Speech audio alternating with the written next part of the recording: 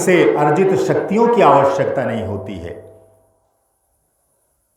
तो हम भले ही जो रावण के पास रथ दिख रहा है वैसे रथ पर आरूढ़ नहीं है, लेकिन हमारे पास सत्य और शील है, हमारे पास शौर्य है, हमारे पास संयम और नियम है, हमारे पास दम है। तो तुम्हें चिंतित होने की आवश्यकता नहीं है, हम जरूर विजयी होंगे। तो ये विभीषण की चिंता जायज थी, क्योंकि बाहर से जो राम को देखेगा वो तो पैदल हैं, उनके पास तो कुछ नहीं है, उसको लग सकता है। लेकिन राम जिसके पास ऐसी शक्तियां होती हैं, इस तरह का रथ होता है, उसकी विजय में कोई संभावना नहीं रहती है, कोई नानुकुरी नहीं होता। तो राजा सुरथ जिनकी हम कथा सुना रहे थे, कह रहे थे, उन सुरथ से ये निष्कर्ष निकला कि हम जिस रथ पर आरूढ़ हों वो सुरथ होना चाहिए, वो सुंदर रथ होना चाहिए, उसमें यही संयम नियम होना चाहिए, उसमें बल विवेक दम होना चाहिए। और राजा सुरथ का राज्य क्यों चला गया? क्यों? क्योंकि शायद उन्होंने प्रमाद किया होगा, शायद उन्होंने आलस्य किया होगा, उनका कंट्रोल नहीं रहा होगा अपने सचिवों पर, अपने मित्रों पर, इसीलिए दुश्मनों ने आक्रमण कर दिया। तो उससे हमें संदेश मिलता है कि राजा को हमेशा चौकन्ना रहना चाहिए। राजा की जो, चाहे वो मंत्रियों की व्यवस्था हो, चाहे उसकी गुप्तचरों की व्यवस्था हो, वो सुदृढ़ होनी चाहिए। शायद उसमें कोई कमी थी। राजा को चार चक्षु कहा जाता है। चार चक्षु का मतलब होता है जिसकी गुप्तचर व्यवस्था सुदृढ़ हो, उसके गुप्तचर हमेशा राज्य का भ्रमण करते हों और छोटी सी छोटी बात ला करके राजा को बताते हों। और राजा को ऐसा होना चाहिए जो गुप्तचरों पर विश्वास करे, उनकी छोटी सी छोटी बात को गंभीरता से सुने, उस पर अमल करे। तो किसी दुश्मन की हिम्मत नहीं होगी कि उनके राज्य की ओर आंख उठाकर देखे। शायद जो सुरथ राजा थे अवश्य कहीं न कहीं से प्रमाद हुआ होगा। तो हमें उन राजा सुरथ से ये शिक्षा लेनी चाहिए कि हमारा जो, उसी तरह से हम इसको अगर दूसरे रूप में लें तो हमारा जो ये शरीर है ये भी सुरथ होना चाहिए, ये भी एक रथ है जिस पर हम आरूढ़ होकर के, और ये जीवन रूपी जो पथ है, लंबा पथ है जीवन का, इसको पार करते हैं। किसके द्वारा? इसी शरीर के द्वारा। और अगर ये शरीर सुरथ नहीं होगा, इसमें सुंदर बल विवेक संयम नियम के इसमें घोड़े नहीं मचे होंगे, जुते होंगे, तो वो घोड़े पता नहीं कब इस रथ को खाई में गिरा दें, दलदल में फंसा दें, कुछ कहा नहीं जा सकता। तो इस नवरात्रि के पर्व पर हमें सुरथ, राजा सुरथ की उपाख्यान के माध्यम से, इस कथा के माध्यम से हमें शिक्षा लेनी चाहिए कि हमारा जो जीवन रथ है ये भी कैसे सुदृढ़ रहे, कैसे मजबूत रहे। उसके लिए हमें इसमें युक्ताहार विहार की आवश्यकता होती है। जो नवरात्रि का महोत्सव है ये हमें उचित खान पान का संदेश देता है। नवरात्रि के व्रत प्रारंभ होते हैं, जिससे पूछो आज हमारा व्रत है, आज हमारा व्रत है। कितनी अच्छी बात है कि सभी लगभग व्रत रखते हैं। लेकिन मैं इसमें थोड़ा और संशोधन करना चाहूंगा। व्रत केवल वो नहीं होता जो केवल हम खान पान का मनाते हैं कि आज हम गेहूं की रोटी नहीं खाएंगे तो क्या खाएंगे? तो आलू खाएंगे। ज्यादा खा लेंगे पेट खराब होगा। सुरथ जो है वो गड़बड़ा जाएगा। और आज इस व्रत के चक्र में फंसकर अधिकांश लोगों को मैंने देखा कि व्रत तो इसलिए लिया जाता है कि आज पेट थोड़ा हमारा हल्का रहे, थोड़ा अनाज की बचत हो। एक उद्देश्य व्रत का यह भी है कि हमारा पेट हल्का रहे, जो हमारा शरीर रोज खाते खाते जो हमारा पाचन तंत्र है वो थोड़ा बिगड़ जाता है। एक दिन 2 दिन जब व्रत रखेंगे तो थोड़ा पाचन क्रिया को आराम मिलेगी, पेट को आराम मिलेगी, उदर विकार कम होंगे, शरीर हमारा थोड़ा स्वस्थ होगा। एक उद्देश्य है ये व्रत रखने का। लेकिन नहीं, उस दिन तो और ज़्यादा खा लेते हैं। आज कूटू भी होगा, सिंघाड़े की भी पूड़ी होंगी, आज और भी तमाम व्यंजन, फल भी होंगे, आज तमाम चीज़ें होंगी। क्योंकि उस दिन और जब कह देते हैं आज हमारा व्रत है तो भूख और लगती है, फिर हम और खाते हैं, तो उससे हमारी और पाचन तंत्र बिगड़ जाता है। एक व्रत का और उद्देश्य है कि आज हम नहीं खाएंगे तो एक आदमी नहीं खाएगा तो कितना अन्न बचेगा। इसी तरह से पूरे देश में लोग अगर व्रत रखेंगे तो कितना अन्न बचेगा। तो कितने लोगों को जो अन्न नहीं मिलता है, जिनको 2 रोटी नहीं मिल पाती हैं, शायद वो व्रत की जो बचत है वो उन तक पहुंच सके। तो एक व्रत का उद्देश्य ये भी है कि जिनको 2 रोटियां नहीं मिल पाती हैं। हमारे देश में आज भी गरीबी हटाओ का नारा तो दिया गया, लेकिन गरीबी नहीं हटी है। आज भी ऐसे परिवार हैं जिनको भरपेट 2 वक्त का भोजन नहीं मिलता है। तो व्रत का एक उद्देश्य, एक संकल्प ये भी होता है कि शायद उन तक वो रोटियां पहुंचें जो आज हम नहीं खाएंगे, जो आज हमारे देश में अधिकांश लोग नहीं खाएंगे, शायद उन तक वो आहार पहुंच सके। तो व्रत का एक उद्देश्य ये भी होता है।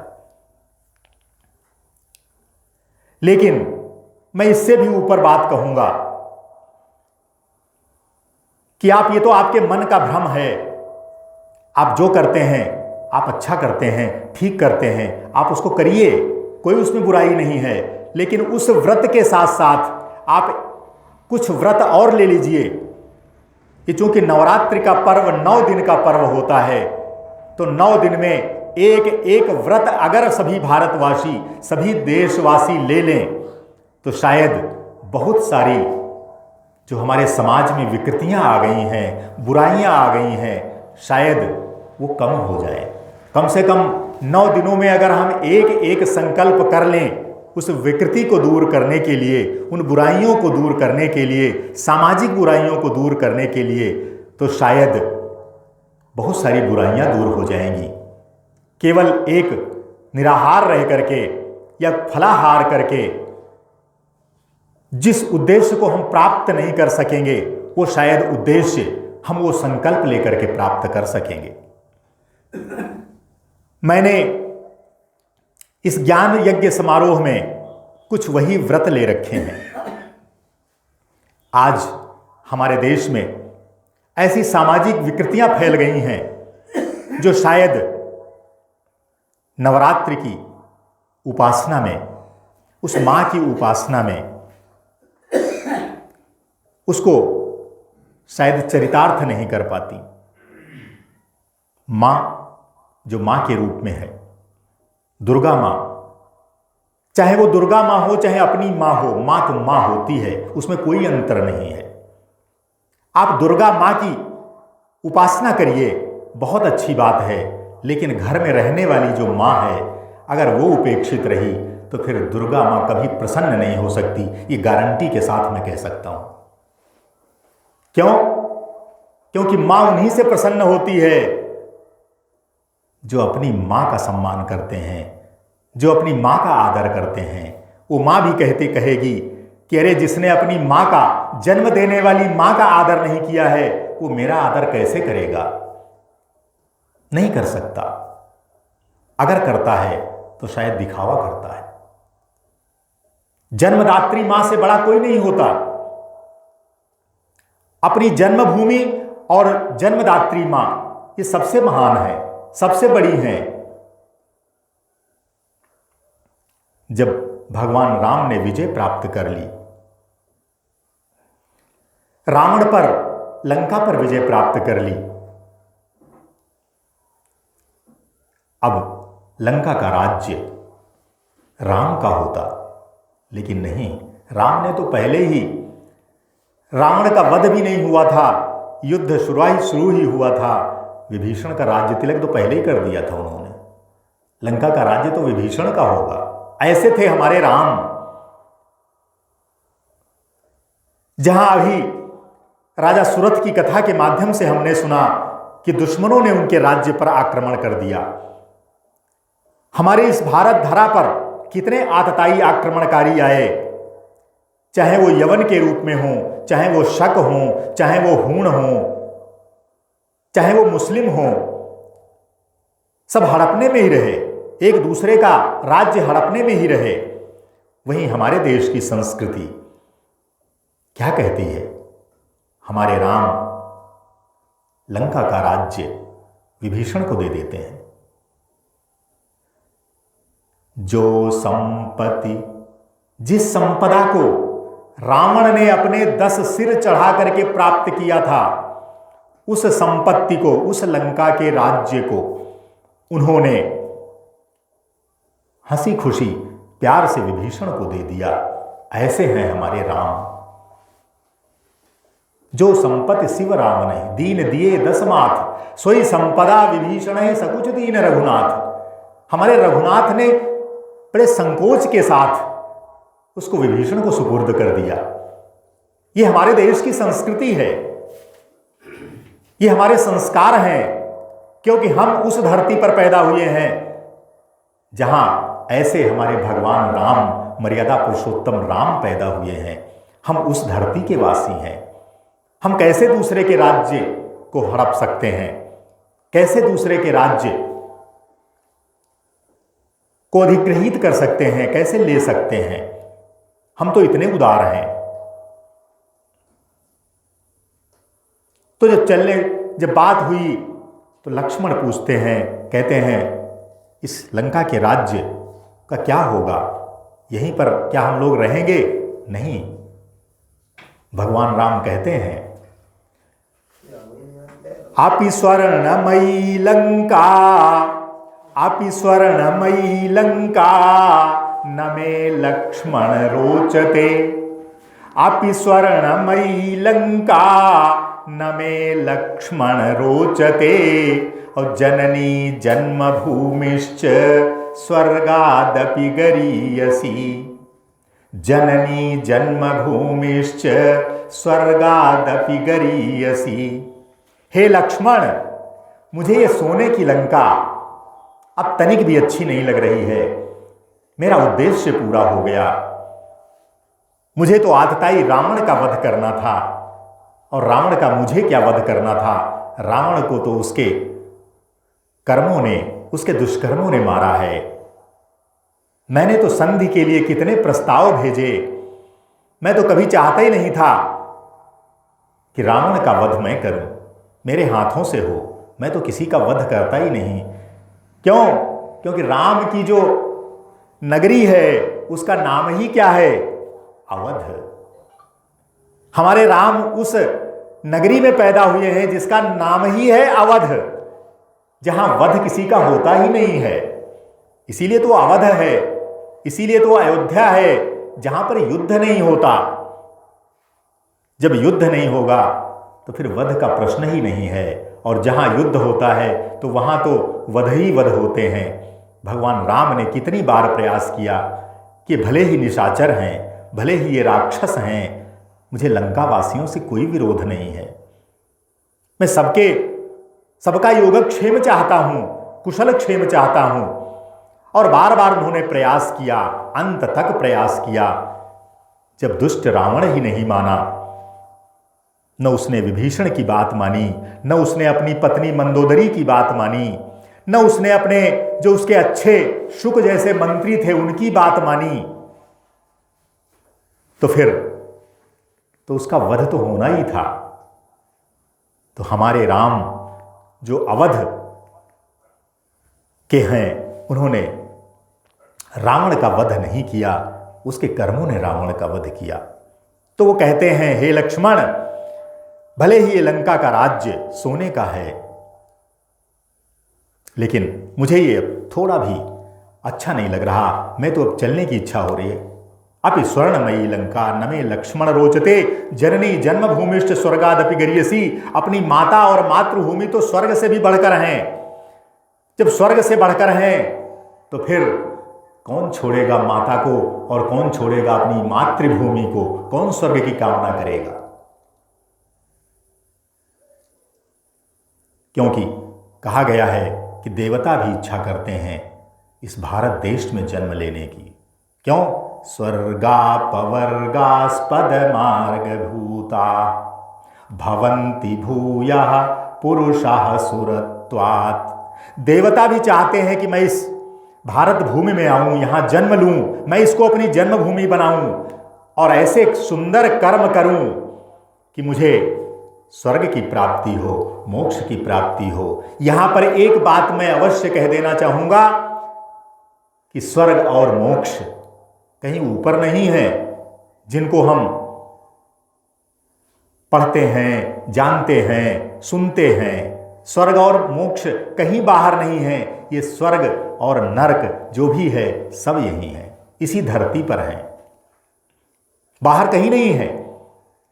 यहीं पर आप देखते हैं बहुत से लोग ऐसे हैं जो स्वर्ग का सुख भोग रहे हैं, बहुत से लोग ऐसे हैं जो नरक का सुख भोग रहे हैं। तो कौन कहता है नरक कहीं और है, स्वर्ग कहीं और है? सब कुछ यही है। तो जननी जन्मभूमिश्च स्वर्गादपि गरीयसी, ये जननी और जन्मभूमि ये तो स्वर्ग से भी महान है। तो नवरात्रि में जो दुर्गा उपासना का जो पर्व चलता है, इसका सबसे पहला संदेश जब हम मां की उपासना करते हैं तो आता है हम अपनी मां की उपासना पहले करें। अगर मां है, जीवित है, तो हम उनको ऐसा प्यार दें, ऐसा उनका कि उनके मुंह से हमेशा पुत्र के लिए आशीर्वाद निकले। और मां के हृदय से तो हमेशा आशीर्वाद ही निकलता है, पुत्र चाहे कैसा हो। क्योंकि हम देवी की स्तुति में भी पढ़ते हैं कि पुत्र कुपुत्र हो सकता है, लेकिन माता कुमाता नहीं होती। माता तो माता ही रहती है। पुत्र के लिए उसके हृदय में अथाह प्यार भरा होता है, अथाह आशीर्वाद भरे होते हैं जो हमेशा निकलते हैं हर परिस्थिति में। तो माता तो कभी कुमाता हो ही नहीं सकती। पुत्र, बहुत से कुपुत्र मिल जाएंगे। तो सबसे पहले हम मां का सम्मान करें, तभी ये मां प्रसन्न होगी। हम अपनी मातृभूमि का सम्मान करें, क्योंकि अगर मातृभूमि नहीं होगी तो फिर सब कुछ बेकार है। जो कुछ भी है वो मातृभूमि के लिए है। आज देश में मातृभूमि से प्यार करने वाले बहुत हैं, लेकिन बहुत कम भी हैं। तो हमें अपनी जन्मभूमि से प्यार करना चाहिए।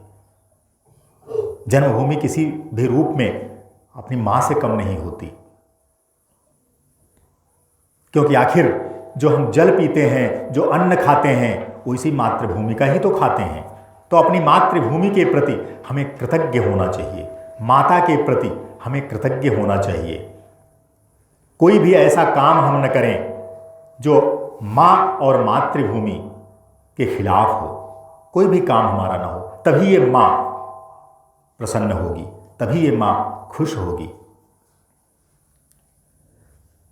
तो राजा सुरथ का जो संदेश था, इस कथा का जो हमने कहा, उससे जो ये तात्पर्य निकलता है, जो संदेश निकलता है, वो यही है कि हमें अपने शरीर को सुरथ बनाना चाहिए। इसमें हमारा युक्ताहार विहार होना चाहिए। हमारा खान पान ऐसा कुछ न होना चाहिए जो हमारे इस शरीर को सुरथ नहीं कुरथ बना दे, इस रथ को कहीं इधर उधर गिरा दे, ये जीवन यात्रा में बाधा न पहुंचा दे।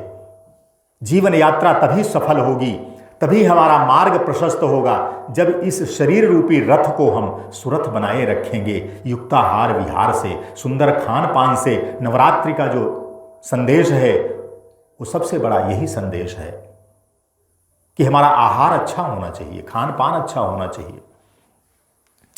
केवल हमने बहुतों को सुना है ये कहते हुए कि इस समय नवरात्रि के व्रत चल रहे हैं, इस समय तो हम ये नहीं खाते हैं, ये नहीं खाते हैं, इस समय तो हम बस यही खाते हैं। नहीं, ये अधूरा संकल्प है। ये 9 दिन केवल नवरात्रि के नहीं होते हैं, युक्ताहार विहार के, सुंदर खान पान के, व्रत के। आप भले ही व्रत वो मत करिए, लेकिन आप ये व्रत जरूर करिए कि हम वर्ष भर, केवल 9 दिन नहीं, वर्ष भर ये संकल्प करेंगे, ये व्रत करेंगे कि हमारा खान पान अच्छा रहेगा, हमारा खान पान सुंदर रहेगा। कैसा? सात्विक रहेगा। सात्विक आहार सबसे बलशाली होता है। आज विज्ञान भी सिद्ध कर दिया है, विज्ञान भी कहता है कि दीर्घायु के लिए जो सात्विक आहार है, शाकाहार है, वो सबसे मुफीद है, सबसे सुंदर है। इससे हम दीर्घायु प्राप्त करते हैं, इससे हमारा पाचन तंत्र इससे सही रहता है, शाकाहार से। तो केवल नवरात्रि में नहीं बल्कि वर्ष भर हमारा जो आहार है वो सुंदर रहना चाहिए, अच्छा रहना चाहिए। ये हमें सुरथ का उपाख्यान बता रहा है।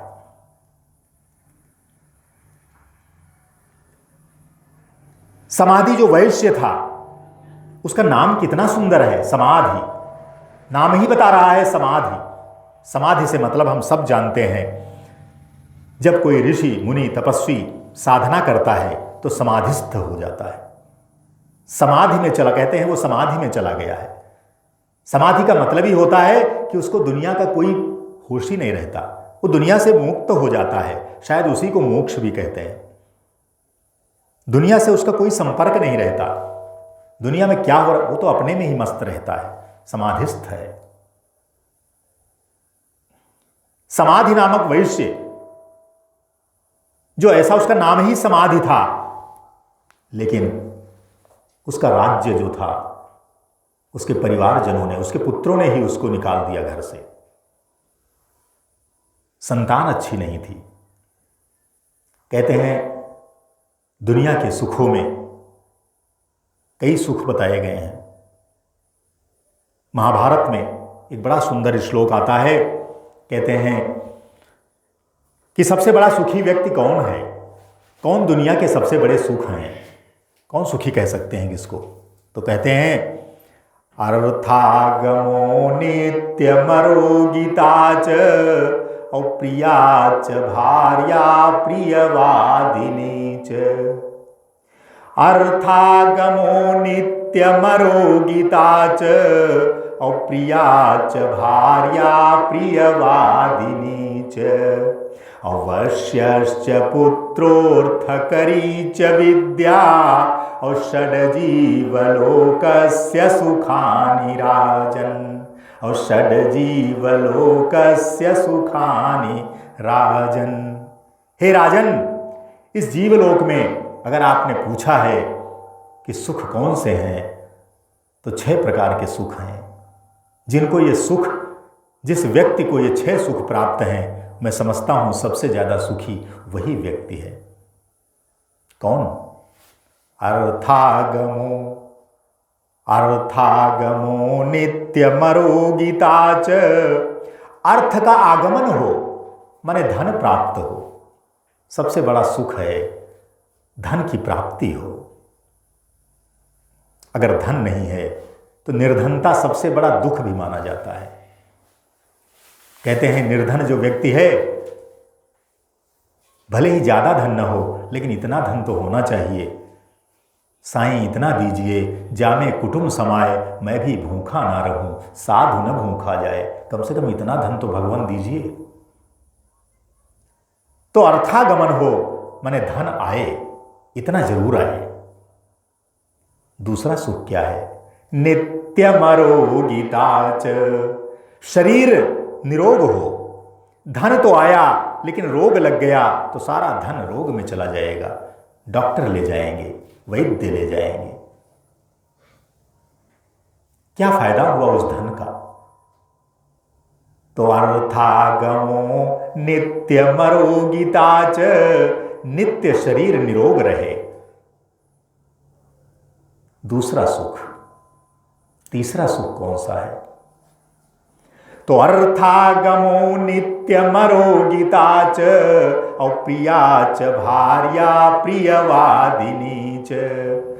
तीसरा सुख है पत्नी हो, कैसी हो? प्रिय हो। प्रिया च भार्या, पत्नी नहीं है तब भी बहुत कष्ट है, लेकिन पत्नी हो, लेकिन कैसी हो? प्रिया, प्रिय हो। अगर प्रिय पत्नी नहीं है तो उससे तो फिर न हो वो ज्यादा अच्छा है। पत्नी होना कोई जरूरी उतना नहीं है जितना कि प्रिय पत्नी का होना जरूरी है। प्रिय पत्नी होनी चाहिए, अन्यथा न हो।